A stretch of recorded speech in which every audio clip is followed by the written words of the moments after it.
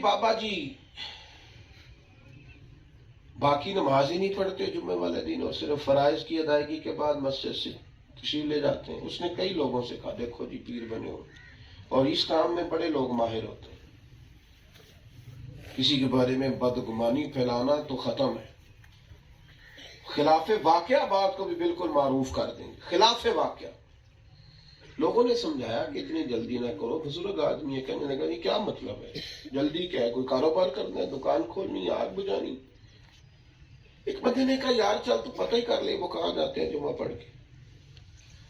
तो वो पता भी किया तो जासूसी के अंदाज में हजरत जुम्मे की नमाज की अदायगी के बाद फर्जों के बाद खतीब साहब ने, इमाम साहब ने नमाज का सलाम फेरा, दुआ हुई तो हजरत नमाज के बाद निकल गए। वो पीछे हो लिया, देखो कहाँ जाते हैं।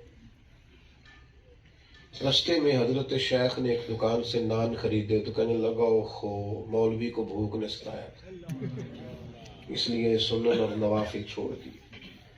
थोड़े और आगे गए हजरत तो कुछ कबाब खरीदे तो कहने लगा ओहो देखो उम्र देखो और जायका देखो। हजरत जंगल की तरफ बढ़े तो कहने लगा अब ये लोगों से छुप के खाएंगे। लेकिन थोड़ा ही रास्ता तय हुआ तो एक कच्चे मकान का दरवाजा हजरत बशर ने अपने हाथों से खोला। कहता जब शेख अंदर गए तो मैं हैरान रह गया, एक फालज के मरीज बुजुर्ग उस कच्ची आबादी में कच्चे घर में लेटे हैं। हजरत ने पहले उठाया, फिर मटके से पानी डाल के उनका मुंह धोया और फिर पहला लुकमा तोड़ के बाबा जी के मुंह में डाल के कहा माफ कर देना, जुम्मा था मुझे देर हो गई, अभी तो मैंने बकिया नमाज भी अदा कर दी। कहता है मैं तड़प के रोया। मैं क्या समझता था ये क्या निकला। तो भाई कुछ तो मजबूरियां रही होंगी, यूं ही कोई बेवफा नहीं होता। कितने खाना खिलाया और मैं ज्यादा उस वक्त तड़पा जब वो बुजुर्ग कहने लगे बिशर कब तक आओगे यार, कब तक? मैं तो जब से माजूर हुआ हूं मेरे अपने भी छोड़ गए, 14 साल बीत गए हैं, तुम रोज आते और मुझे खाना दे के जाते हो, कब तक ये ड्यूटी करोगे, कब तक, कब तक ये काम करोगे। हजरत बिशर हाफी ने रोते हुए बुजुर्ग की आंखों से आंसू पूछे। कहने लगे बाबा जी आपका क्या ख्याल है, ये जो पूरा शहर मेरी इज्जत करता है तो मैं कोई सारी रात इबादत करता हूँ और हर रोज रोजा रखता हूँ और बहुत सदकात करता हूँ। फरमाने लगे मैं आपकी खिदमत करता हूँ तो अल्लाह ने मखलूक के दिलों में मेरी मोहब्बत पैदा। वो शख्स कहता है मैं कदमों में बैठ गया। मैंने कहा यार कमाल लोग, किस मिजाज के लोग, अच्छा सोचें यार, अच्छा सोचें। थोड़ी तल्ख हो गई होगी आपकी घरवाली, लेकिन छोड़ के आई है सारा कुछ गुंजाइश नहीं उसे। आप जब ये लफ्ज कहते हैं ना कि अब्बा जी आपने मेरे लिए किया क्या है, तो सारी जिंदगी की कमाई उस बाप की 1 मिनट में आप जमीन बोझ कर देते।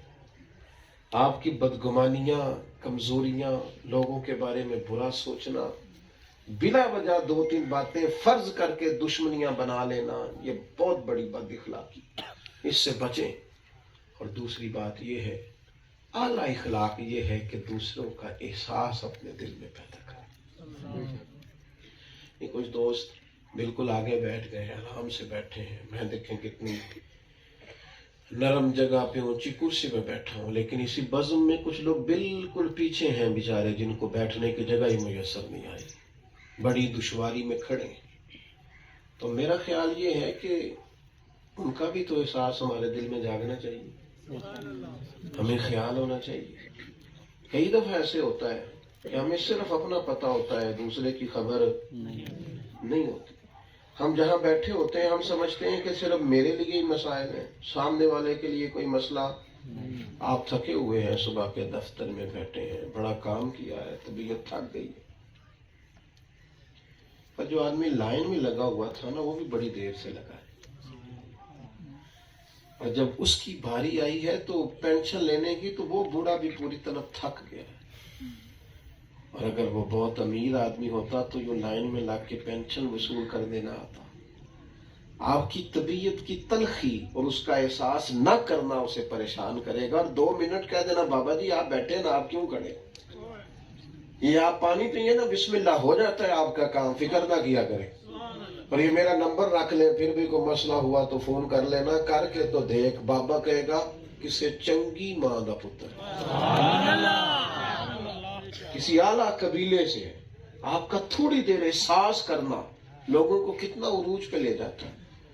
آپ کہہ دیں اماں سے کہ اماں با ٹھیک ہے، روٹی تو نے پکا دیا نا، اب تو بیٹھ، ٹھیک ہے آپ تھکے پار سے آئے گا، اماں تو بیٹھ، بورتی کرنے سے اٹھا کے تو میں لا ہی سکتا ہوں، میں لاتا ہوں، بلکہ تیرے لیے میں لاتا ہوں، اماں تو آج بیٹھنا، آج چائے میں پکاؤں گا تیرے لیے، یہ کر ذرا، تو سو جائے گا تو اماں رضائی کے اندر بھی رو رو کے کہے گی اللہ جی بچے سارے انو دے گی۔ لیکن تھوڑا سا کسی کا احساس کرنا، تھوڑا سا کسی کے بارے میں آپ کے دل میں گنجائش کا پیدا ہونا، یہ اس بندے کو تسلی دیتا ہے۔ بہت سارے لوگوں کی دوائیاں کم ہو جاتی، نیند سکون کی آتی، شرط یہ ہے کہ ہم دوسروں کا احساس کریں۔ سیدہ طیبہ طاہرہ حضرت عائشہ صدیقہ رضی اللہ تعالیٰ عنہ فرماتی ہیں نبی پاک علیہ السلام کی طبیعت مبارکہ میں احساس کا یہ عالم تھا کہ ایک دن کریم مجھ سے فرمانے لگے عائشہ جب آپ مجھ سے راضی ہوتی ہیں پھر بھی مجھے پتہ چل جاتا ہے، اور جب آپ کے دل میں کوئی بات ہوتی ہے تو پتہ مجھے پھر بھی چل جاتا ہے۔ یا رسول اللہ مجھے میری ماں روئے میں اور آپ سے ناراض، فرمایا بتاؤں پھر؟ حضور بتائیے، فرمایا کبھی کبھی قسم اٹھاتی ہو؟ یا رسول اللہ اٹھاتی ہوں۔ فرمایا جب خوش ہوتی ہو تو کہتی ہو رب محمد کی قسم، اور جب دل میں کوئی بات ہوتی ہے پھر کہتی ہو رب ابراہیم کی قسم۔ حضرت ابراہیم کی نسبت جناب عائشہ کہتی ہیں میں تڑپ گئی، میں نے کہا حضور آپ اتنا خیال رکھتے، یہاں تک کوئی سوچتا کیا ہے، بولتا کیا ہے، اس کا ہمیں تو تڑپ کے دکھایا جاتا ہے، احساس پیدا ہوتا ہے۔ پتہ نہیں کیوں اتنی بے حسی ہے، کیوں اتنی کمزوری ہے، کیوں کر کے ہم اپنوں کے لیے اتنے سخت ہو گئے، کس طرح کر کے ہمارے رویوں میں اتنی تلخی آ گئی، سمجھ نہیں آئی۔ حضرت سیدہ عرض کرنے لگی حضور مجھے رب محمد کی قسم ہو صلی اللہ تعالی علیہ وسلم، میری زبان سے نام ہی جاتا ہے، میرے دل میں آپ ہر وقت موجود رہتے ہیں۔ احساس اتنا تھا کہ حضور فرماتے ہیں میرا دل کرتا ہے میں لمبی نماز پڑھاؤں، لیکن میں جب نماز کی تلاوت شروع کرتا ہوں اور پیچھے سے کسی بچے کے رونے کی آواز آتی، میں سوچتا ہوں اس کی ماں کو تکلیف ہوگی لہٰذا میں نماز مختصر کر دیتا ہوں۔ نماز میں بھی بندوں کا احساس، نماز میں بھی لوگوں، یہاں تو بڑا مزہ آتا ہے لوگوں کو، اوہو مہمان خصوصی ہوں میں ذرا دیر سے آؤں گا، ذرا لوگوں کو پتہ چلے، پوچھتے پھرتے ہیں۔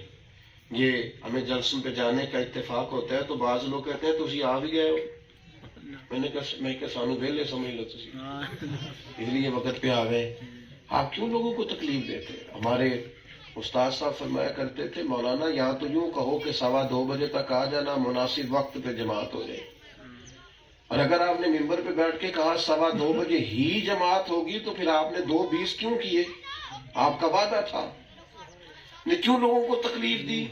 لیکن بڑا مزہ آتا ہے جب لوگ گاڑیوں کے پیچھے بھاگتے ہیں، لوگوں کا خیال ہوتا ہے، بڑی بات ہے، ہمیں بھی تھوڑا احساس کرنا چاہیے۔ دیکھیں نا میرے ساتھ بھی کئی دفعہ ہوتا ہے، اب میں یہاں تیسری جگہ پہ حاضر ہوں، اس کے بعد بھی میری مصروفیت ہے، ممکن نہیں ہوتا سب لوگوں سے رک کے ملاقات کرنا، اور جہاں کہیں آگے جانا ہوتا ہے وہ یہ تو پوچھتے ہی نہیں کہ آپ نکلے کہ نہیں نکلے، وہ تو پوچھتے ہیں کتنے پہنچے، تو یہ پوچھتے ہیں۔ اب ہمیں کچھ چیزوں میں بڑا ایک دوسرے کا لحاظ، احساس، خیال کرنا چاہیے، ہمیں کچھ چیزوں پر خاص توجہ رکھنی چاہیے۔ آخری بات، اور پھر میں اپنی بات کو سمیٹنے لگا ہوں، ایک بہت بڑا اخلاقی رویہ یہ ہے کہ اگر کسی کا بھلا نہیں کر سکتے تو نقصان بھی نہیں کرنا، اگر کسی کی تعریف نہیں کر سکتے تو توہین بھی نہیں کرنی، اور اگر کسی شخص سے محبت نہیں کرتے تو کسی اچھے عقیدے والے سے نفرت بھی نہیں کرنی۔ اچھی رائے دیں، کوشش کریں کہ کسی کا بھلا ہو، کسی کا فائدہ ہو. اگر آپ سے کسی کا فائدہ ہو گیا تو آپ بڑے خوش قسمت آدمی. نبی پاک علیہ السلام نے فرمایا بہترین ہے تم میں سے جو لوگوں کے حق میں نفع بخشے. اپنی طبیعت اور مزاج سے کسی کا بھلا، اور بھلا کروڑوں روپے سے ہی نہیں ہوتا. صرف آپ کے پاس آ کے کسی دوست نے شکایت کی، یار ابا جی بڑے ہی سخت ہو گئے، بڑے تلخ ہو گئے، کیونکہ نا یہ بھی کہہ دیا دوستوں کے بیچ. اب آپ اس کا بھلا کریں، اس کو کہیں تجھے صرف یہی پتا ہے وہ سخت ہیں، وہ نہیں پتا وہ تیرے لیے تکلیف کتنی اٹھاتے ہیں اور سختی بھی تیرے بھلے کو کرتے ہیں. آپ تھوڑا قریب کر دیں گے بیٹے اور باپ کو. لیکن اگر آپ نے کہا نا میں تو پہلے نہیں پتا سی، میں گالی نہیں سکا تھا، وہ کیا کریں گی. لوگ میں نے دیکھا اپنے ساتھ جوڑنے کے لیے سب سے توڑ دیتے ہیں، اتنا ظلم کرتے ہیں. کسی کی خیر خواہی کریں، کسی کے بچے کو اچھا مشورہ دیں. بھائی ناراض ہو ہی جاتے ہیں پر بھائی ہوتے ہیں. ہم سے ایک دوست، ایک بھائی ہمارا دوست ہے، کسی اور کا دوست ہے، اس نے آ کے مشورہ مانگا ہے، یار وہ بھائی کہہ رہا ہے کہ فلانا پلاٹ میں نے لینا ہے. تو آپ کہتے ہیں انہیں کہیں نہیں لینا، پیسے تو زیادہ تو کمائے نہیں، ڈٹ جا. آپ اسے کہیں یار جگہ تو یہیں رہ جانی ہے، بھائی نہیں ملا کر. نبی پاک علیہ السلام نے کیا فرمایا؟ فرمایا دو ناراض لوگوں میں صلح کرا دو، دو بچھڑے ہوئوں کو ملا دو، اللہ دو حج اور دو عمرے کا ثواب عطا کرے. لو یہ مفت والا حج کرو، روز کرو، لوگوں کو ایک دوسرے کے قریب کرو، نفع دو. یہ اعلیٰ اخلاق ہے. توڑا بھی جا سکتا ہے، جلتی پر تیل بھی ڈالا جا سکتا ہے، لیکن جو لوگ میٹھے اور ٹھنڈے کا انتظام کرتے ہیں وہ لوگ خوشیاں بکھیرتے ہیں، محبتوں کو فروغ دیتے ہیں. تو 3 باتیں میں نے اس مختصر نشست میں آپ کی خدمت میں عرض کی ہیں. اس لیے تھوڑا قبل دعا کر رہا ہوں تاکہ آپ وضو ہو کے نماز میں پہنچ سکیں، ایک دوسروں کا احساس پیدا کریں، اور تیسرا لوگوں کی خیر خواہی کرنے کی کوشش کریں. اللہ تعالیٰ عمل کی توفیق عطا فرمائے.